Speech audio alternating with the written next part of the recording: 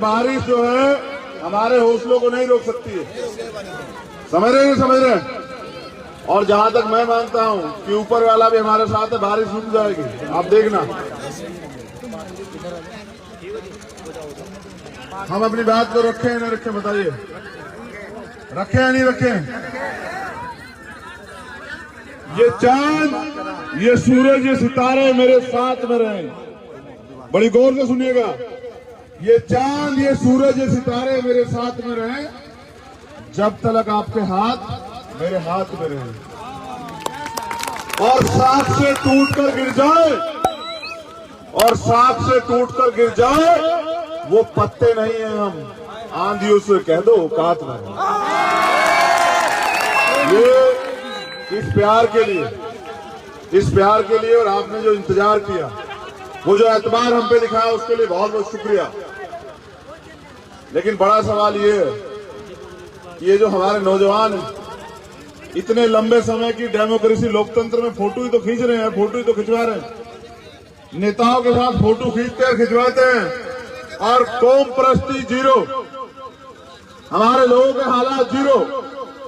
आज भी इस देश में, ए भैया,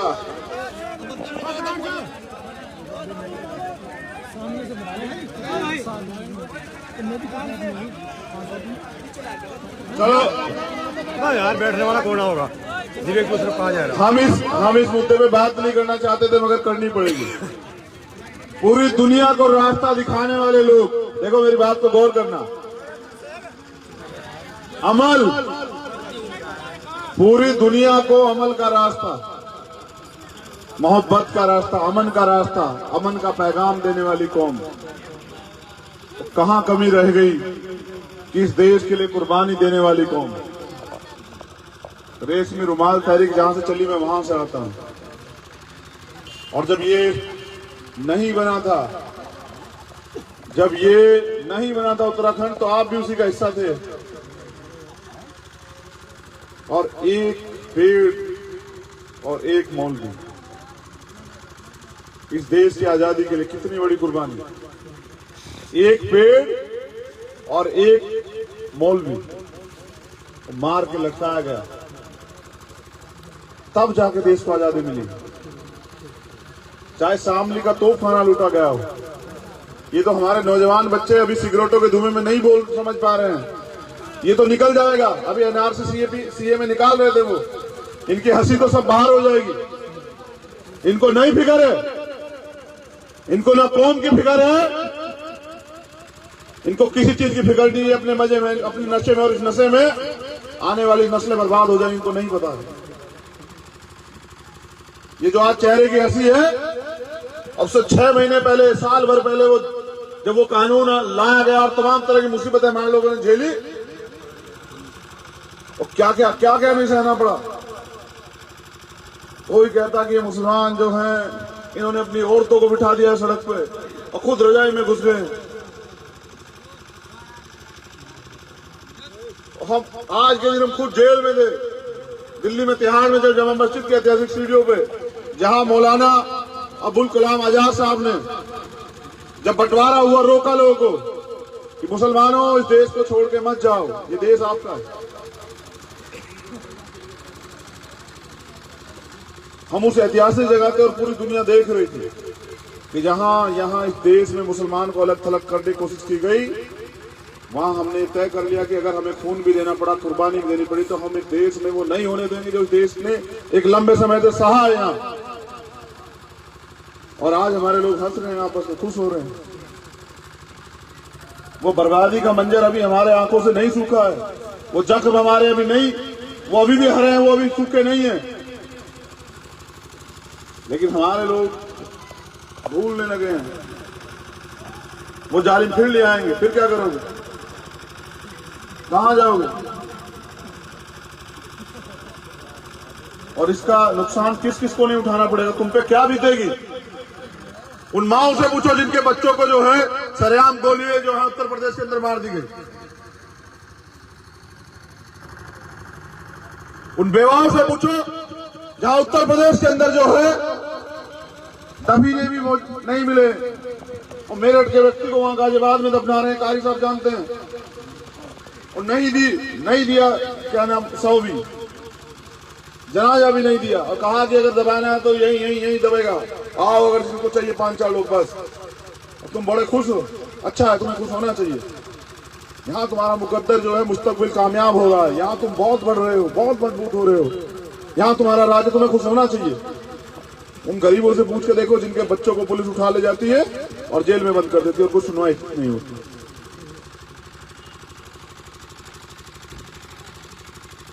ये उनकी कमी नहीं है, वो तो उनकी तो फितरत ही ऐसी है।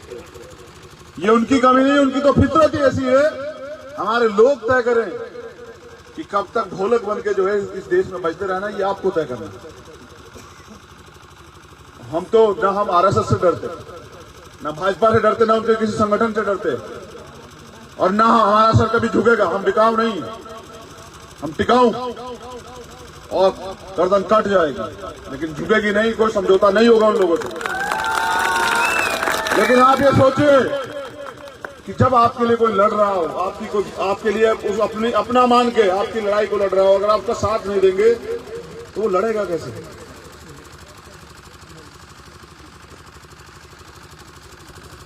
मैं कहना नहीं चाहता, लेकिन नौजवान यहाँ खड़े हैं, उनकी जीवन में पहली बार ऐसा होगा, ईद की नमाज जो है घर में पड़ी गई होगी। क्यों नहीं है? कहाँ भूल गए? कौन से नशे में?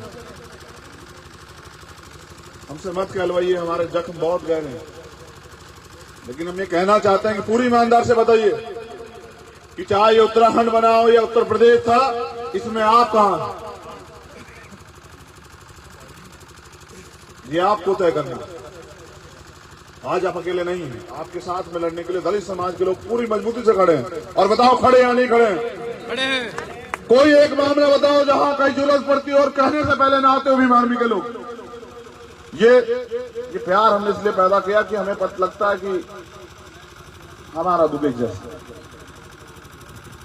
किसी हमें जाति के नाम पे, धर्म के नाम पे एक जैसा सताया जा रहा है, हमारे अधिकार छीने जा रहे हैं, और हमें डरा के हमारी वोट ली जाती है। सच ये है कि लोकतंत्र में जिसकी ज्यादा वोट होती है उसका राज होता है।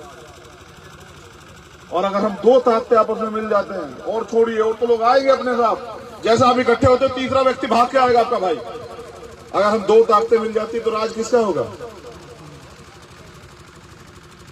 लेकिन वो उनको एक करने के लिए क्या मेरी जिम्मेदारी अकेले की? और अकेले क्या हम लड़ सकते हैं? कोई एक भी मौजूद आदमी खड़ा और बताए क्या कोई अकेला लड़के जीत सकता है यहाँ? तो जब 1 और 11 नहीं बनेंगे तो कैसे जीतेंगे बताइए?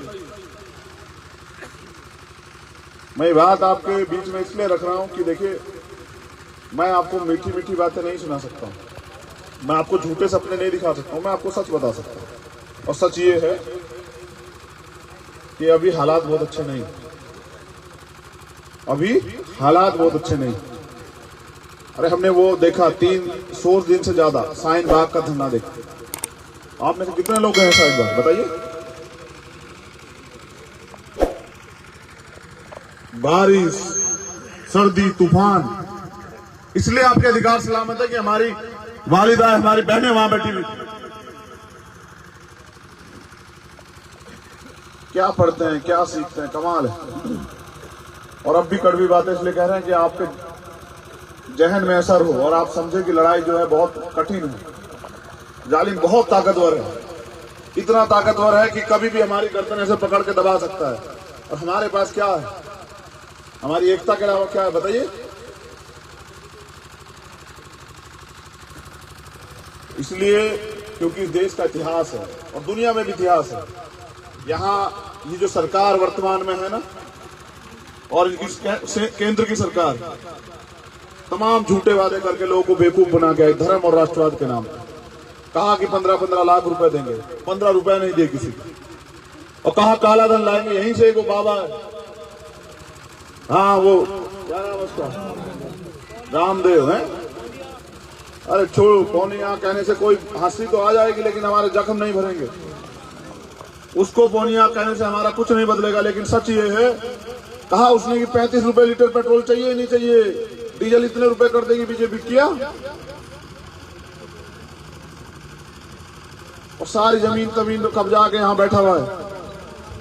और कहाँ काला धन वापस ले आएंगे? काला धन तो वापस नहीं आया, लेकिन देश को लूट के गुजरात के लोग जो है, जिसमें एक मुसलमान और एक दलित नहीं है, एक बैकवर्ड का व्यक्ति, सब चले गए बाहर। कभी नीरव मोदी, कभी ललित मोदी, कभी विजय माल्या, कभी मेहुल चोकसी, करोड़ों अरबों खरबों रुपया लेकर देश का। तो यानी कि कहाँ कुछ और करा कुछ, कहाँ सबका साथ सबका विकास करेंगे। और कितने लोग जो हैं आज भी निर्दोष जेल में पड़े हुए हैं। मगर अब मुझे कहना पड़ेगा कि हालात ऐसे हैं कि मुर्गे वाली हालात हैं। जिसको पकड़ के उठाते हैं वही फड़फड़ाता है और बाकी लोग दाना चुगते रहते हैं। इससे नहीं चलेगा काम, इससे नहीं चलेगा काम। और अगर इससे नहीं चलेगा तो कुछ चलाने के लिए कुछ करना पड़ेगा ना। करना ये पड़ेगा कि हरिद्वार जो है ना, ये उत्तराखंड की जान है। यहां अगर हम ताकतवर हो जाते, एकजुट होकर मिल जाते हैं, तो आपके बिना देहरादून की गद्दी नहीं चलेगी। सर बताओ, चलेगी या नहीं चलेगी? और जब नहीं चलेगी तो किसकी चलेगी? जब वहां नहीं चलेगी तो चलेगी आपकी। और जब आपकी चलेगी तो क्या आपको नहीं लगता कि आपके काम होंगे? और मैं चाहता हूं कि तमाम, क्योंकि मैं तो इस हरिद्वार का, मैं खुद इस जिले में पैदा हुआ, इस जिले का रहने वाला हूं। अब वो यूपी हो गया है, मुझसे पहले हम यहीं डांडा पट्टी में पैदा हुआ और मेरा गांव यहीं है, बहुत नजदीक आपके गढ़वीरपुर। मैं यहीं पंचपुरी का हूं, मेरे दादा यहीं रहते थे। तो यहां से वो डांडा पट्टी चले गए, वहां से वो छुटमलपुर चले गए। जब आपका ये भाई, आपका एक खून, आपका ये इस मिट्टी का हिस्सा इतनी हिम्मत से लड़ रहा है, और अगर आप साथ नहीं दोगे तो कौन साथ देगा? बताइए। क्या कभी आपने, इतने दिन से आप मुझे जानते हैं, क्या आपने देखा कभी मैंने उन लोगों से झुकाव लिया? कभी ऐसा हुआ कि आंख से आंख मिला के बात ना की हो, या कभी किसी जेल मुकदमे के डर से मैंने हाथ बांध लिया पीछे कि नहीं यार हमें छोड़ दो? अगर हमें व्यक्तिगत कुछ भी लालच होता तो हम वहीं रहते। यहाँ क्यों आते? बताइए। यहाँ से तो हमें चुनाव भी नहीं लड़ना आपके यहाँ से। आप खुद ही सोचिए कि यहाँ मैं इसलिए आया हूं कि आपकी एकता बन जाए। और अगर आपकी एकता बन जाएगी, मैं लिख के देता हूं कि कोई इस एकता के आगे टिक नहीं पाएगा, क्योंकि लोकतंत्र में उसका राज होता है जिसके पास ज्यादा लोग होते हैं। और मुझे तकलीफ इस बात की, मुझे कहना पड़ेगा, और ये बात अपने दिलों में रखें, आप खूब इस पर चर्चा करें। और बात बहुत गहरी है। यहां आपस में हमें लड़ाइयां हैं, घरों में, गली में, मोहल्लों में, हमारी बस्तियों में लड़ाइयां। और कैसी लड़ाइयां? अपनी व्यक्तिगत लड़ाइयां। उसके बदले क्या करते हैं हमारे लोग? ये बीजेपी को दे रहा था, ये कांग्रेस में जा रहा था, ये गुट, तो हम बीजेपी में चले गए। वाह, कमाल है। ये गुट, वही लोग जिनका सबसे ज्यादा इलाज कर रही है बीजेपी, वो तो क्या कहते हैं कि गुट जो है ना, ये कांग्रेस में जाते, इसलिए बीजेपी में चले गए। मैं पूछना चाहता हूं कि वो कांग्रेस में जा रहा था और आप बीजेपी में चले गए, इसमें फायदा किसका हुआ और नुकसान किसका हुआ? इसमें नुकसान भी आपका हुआ और नुकसान ही हुआ, फायदा हुआ ही नहीं। अगर आप जालिम से सोच बैठे हैं कि वो आपकी रहनुमाई करेगा, ये आपकी गलती है। उसकी गलती नहीं है, वो तो तैयार है, वो तो आता है आपके साथ बातें करता है, आपको बेवकूफ बनाता है और चला जाता है। और मैंने अभी भी पूछा अपने भाइयों से कि बताइए कि पिछली बार जो गवर्नमेंट थी यहाँ, कौन से वाली 2012 की, उसमें जितने विधायक, जितने मिनिस्टर कांग्रेस की गवर्नमेंट में थे, क्या आज वो बीजेपी गवर्नमेंट में नहीं है क्या? बताइए, है या नहीं है? फिर तो उनमें फर्क क्या हुआ? वो तो एक ही है। उनके लिए आप मरो या जी, उनको क्या मतलब है? उनके तो सिर्फ पार्टी के झंडे बदलते हैं, आपका क्या बदलता है? आप इस लोकतंत्र में दोनों लोग कहीं नहीं।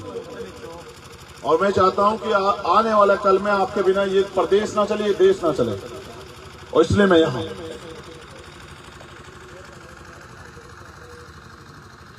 मैं अब ज्यादा आपसे शिकायत नहीं करूंगा।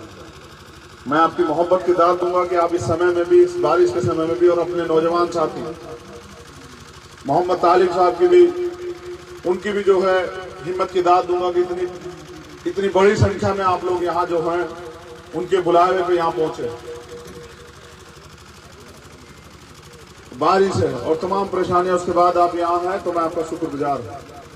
लेकिन मैं आपसे ये भी दरखास्त करता हूं कि लड़ाई आपकी और मेरी हमारी व्यक्तिगत नहीं है, ये लड़ाई है आने वाली नस्लों के लिए। अगर हम इस इतिहास को ना बचा पाए तो आने वाली नस्लें हमें माफ नहीं करेंगे। हमने तो अपना जीवन जी लिया है। जो लोग यहाँ 40-50 पार के, अब तो दिन ही कितने हैं, 60 साल की तो जिंदगी हो रही है कॉमन। फिर तमाम तरह की मुसीबत एक थी तो भी सच है कि ये तो आनी है। लेकिन सत्य ये है कि आप जिंदा रहते भी जीवित थे या नहीं, क्योंकि जब आप अन्याय हो रहा उसका विरोध न कर पाए तो आप जिंदा नहीं हैं। मैं किसी भी कमजोर पर अन्याय होता मैं जाकर खड़ा होकर उसको विश्वास दिलाता हूं कि आप अकेले नहीं। और मैं चाहूंगा कि अगर आप मुझे विश्वास दिलाएंगे कि चंद्रशेखर आप अकेले नहीं हैं, तो मैं पूरी जिम्मेदारी से कहता हूं कि मैं लगातार आऊंगा इस क्षेत्र में और इस हरिद्वार को जो है अपनी इतनी बड़ी ताकत बना दूंगा, इतनी बड़ी ताकत बना दूंगा कि वहां देहरादून की गद्दी की आंखें हमेशा इधर ही रही आपकी। और वो अपने में भी जिक्र करेंगे अब उनके बगैर नहीं चलेगा, और उनके बगैर नहीं चलेगा तो उनसे ही चलेगा, तो उनकी ही चलेगी। आज तो जीरो है, कुछ नहीं है, समझ रहे हैं? कुछ नहीं है। क्या आपके बच्चों को रोजगार मिल रहा है? क्या अच्छी तालीम मिल रही है? और मैं कहना नहीं चाहता क्योंकि ये बहुत छोटा सा प्रदेश है, लेकिन मैं ऐसे प्रदेश से आता हूं जहां एक शख्स है बहुत बेइंतहा जो है, मैं उनको उनके कार्य को सलाम करता हूं, जिनका नाम है मोहम्मद आजम खान। और उनकी गलती सिर्फ ये है कि उन्होंने तालीम के लिए, गरीबों के बच्चों के तालीम के लिए यूनिवर्सिटी बनाई। बाकी कोई चोरी नहीं की है, कोई चोरी नहीं की है। मेरा उनका दूर दूर का कोई रिश्ता नहीं है, लेकिन वो एक जिम्मेदार व्यक्ति है और ईमानदार व्यक्ति, इसलिए मैं उनकी कदर करता हूं। और मैं ये बात आपको कहना चाहता हूं कि आज वो मुसीबत में, उसको सजा इस बात की मिल रही है कि उन्होंने एक यूनिवर्सिटी बनाई जिसमें मुसलमान बच्चे आराम से पढ़ पा रहे। उस यूनिवर्सिटी का बनाने का गुनाह उन्होंने किया। वो पैसा कमा लेते, कोई दिक्कत नहीं थी। आज वो जेल में है, उनकी पत्नी भी जेल में थी, अभी छुट्टी है, उनका बेटा भी जेल में। और अगर इस तरह से आप लड़ने वालों का साथ छोड़ोगे तो सब लड़ेगा कौन, बताइए? वो वहां है रामपुर में और हम यहां हैं। आज उनका जिक्र इसलिए हो रहा है कि लगा कि नहीं आप भूल जाते। ये भूलने कला बदल दी, बहुत बिगड़ जाएगा सब। भूलने कला नहीं, ये अगर कला नहीं भूले तो लोग हमें भूल जाएंगे, याद रखेगा। मेरी यही दरखास्त है आपसे। मुझे आपने बुलाया, मुझे समय दिया, मेरा इंतजार किया, मैं आपको मुबारकबाद देता हूं, शुक्रिया।